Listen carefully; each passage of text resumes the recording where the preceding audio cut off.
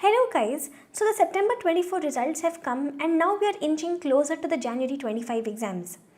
But there is a common query in the minds of students that ma'am, how exactly are we even supposed to prepare for DT? See, the question arises because DT is very different from all other papers of yours. What may have worked for you for other papers may or may not work for DT. I'll tell you why. It's a 50 marks paper only. It's only half of a paper. But it is voluminous. It is huge. There are so many things to learn and remember over here. And the kind of questions which are there in the ICI study material and the kind of questions that they ask in the examination, the level is not even comparable. So how exactly are we even supposed to prepare?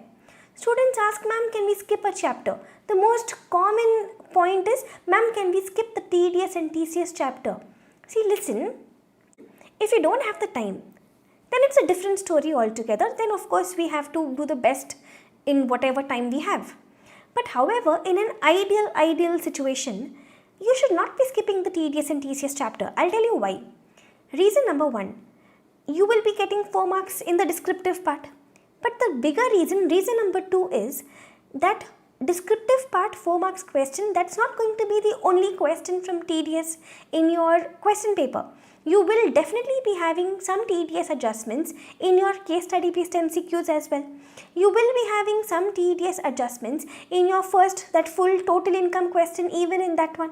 So you, in an ideal situation, you should not really be skipping that chapter entirely.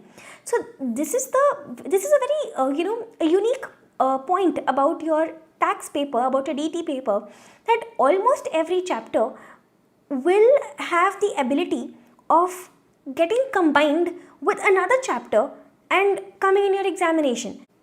Like, there is an ICI question which combines the set off and carry forward chapter with the residential status chapter. There is again another ICI case study based MCQ wherein they've asked about section 194 IA relating to TDS on immovable property.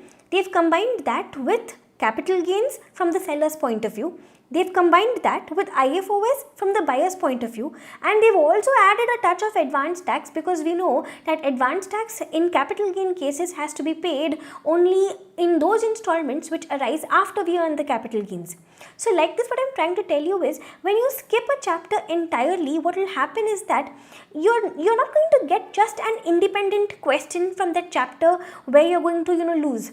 But that chapter is also going to be a part of many other questions. So in all the questions where the chapter has has an adjustment, you are getting affected in all of those places. You're getting my point. So yes, you can do some chapters like really well, and some chapters you may not do so well. But do not skip a chapter entirely.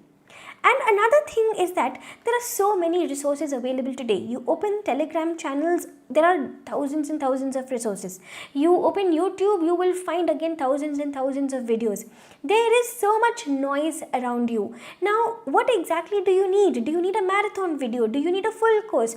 Do you need a practice batch? What exactly do you need? You got to make a conscious decision. See, I'll help you make that decision over here. And this is going to be my 100% honest advice. See, point number 1, whoever you may be, if you're watching this video, you will find yourself in one out of these 3 buckets. Either you are a first time learner of DT. First time learner of DT, that is, you've never done DT before, or even if you have done some tax before, let's say you have attended some class but you did not attend it properly, and let's say you have only 0 to 10% conceptual understanding only you have. Now in this case, you should certainly choose the full course and the full course only. Now when is a full course ideal for you? See, if you find a full course, a regular course where only provisions are discussed, or okay, questions are discussed, but let's say 3 or 4 questions in each chapter, that is it, then that is not going to help. Because see, no matter how much you learn, no matter how well you learn the provisions, you got to practice questions, because in the examination, they're not going to ask you write a note on section 80C. They're not going to ask you write a note on HRA. They're going to ask you questions. So you need practice, that how exactly are you supposed to apply those concepts in questions. You're understanding? When you read the question, the correct concept has to come to your mind. So therefore, when you're choosing a full course, there has to be a thorough discussion of concepts, and there has to be an extraordinary number of questions solved after each concept. But however, let's say you have already written the September 24 exams. So you do have some knowledge, you have okayish knowledge, you have, let's say, basic conceptual knowledge. I'm not saying you're having pro knowledge, but you're having some basic knowledge. But let's say you couldn't clear the September 24 exam because of some reason. Now, for a student like you, if you have okayish knowledge, again doing the full course, in my opinion, is going to be utterly ineffective. Because see, now you have okayish knowledge, you have reasonable knowledge, you've done the full course already once. See, you don't need hand holding from basics now. Tell me, do you have to be taught what is additional depreciation? No. As soon as I say additional depreciation, 20% number comes to your mind.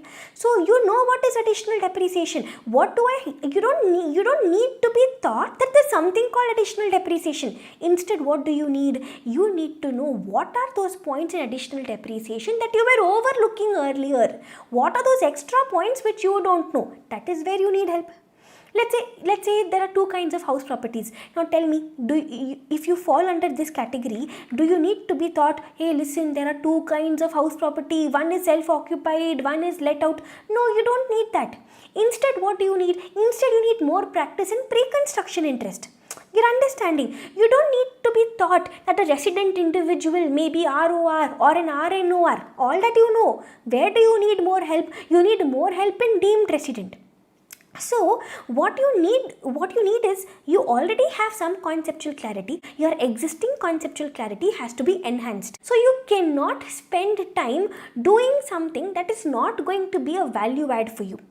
So this is where the workout patch comes in. In the workout patch, we are going to be solving some 350 to 400 questions, all of which, each one of them is an ICI question since May 2018. Since May 2018, old syllabus, RTPs, MTPs, all your past exam questions since May 2018, all of these questions, if you solve once, guys, your conceptual clarity will get enhanced to another level altogether. And in the exam now, whatever adjustment you get, you will feel it is familiar, because somewhere or the other in these 400 questions you would have seen these adjustments. See, this way, not only will you get pakka conceptual clarity, because come on, if you're solving so many questions, each concept will get nicely revised. And also, proper practice will also happen, because at the end of the day, in the examination, you have to solve questions only. So nothing else will be even required. Now let's say you fall under the third category, the last category, that is, you're writing the January 25 exams for the very first time. Let's say you've already done the full course, but you feel you're a little underconfident, or let's say you feel that you do lack conceptual clarity here and there. You feel that you're not great with the provisions. Now, to get better, to feel better, what will you do? You will sit on your own and you will take all these RTPs and MTPs and you will start solving. But without proper conceptual knowledge, you may feel a little difficult in doing it on your own, and also you may end up spending too much time. So instead, if we do it together, the same thing, whatever underconfidence you were having because of lack of conceptual knowledge, that will vanish, because you will get the correct conceptual understanding, and also all the questions will get practiced for you together with me. So, and that too in a guided manner. So it's like a double benefit. And some chapters, like, which generally students skip, like section 10AA, TDS, TCS, residential status, agricultural income, AMT, 115 BSc, all this, even if you have zero knowledge, it is fine. I will anyways be taking care of them for you. So this is it. This is all what I wanted to tell you all about. I hope this gives you some perspective. I hope this helps you ace your tax paper as nicely as you want to ace it.